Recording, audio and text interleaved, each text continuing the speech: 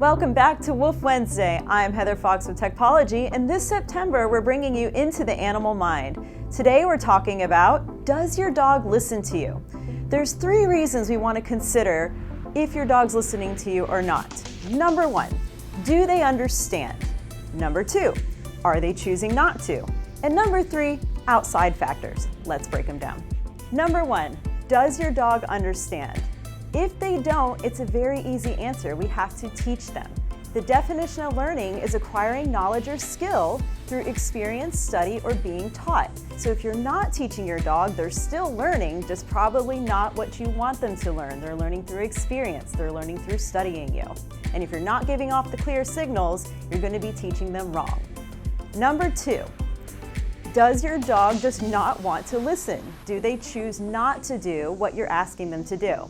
Now, if your dog is choosing not to, where you go ahead and say, sit, and they go, no thank you, then we have to do a different approach. This is called the follow-up approach. We then say, if this, then that. If you choose not to listen, this is the path we're gonna go down.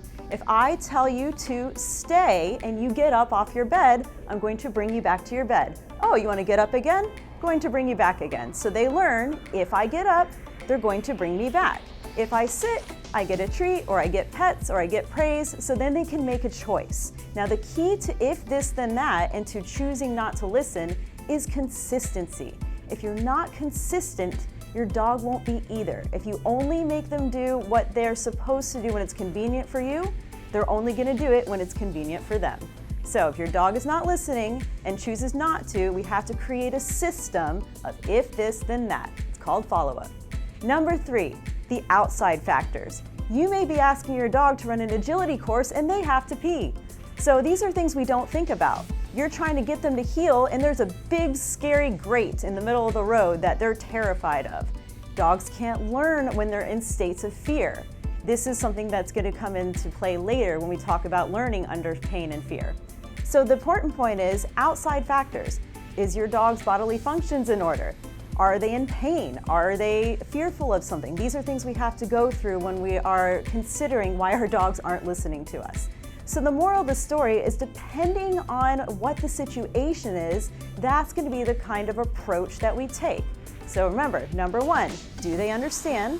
Number 2, are they choosing not to listen? Or number 3, is it an outside factor? So thanks for joining us today for Woof Wednesday. I'm Heather Fox with Techpology. You can go to techpology.com and subscribe to the Positive Pet community. We are now doing a text to behaviors feature.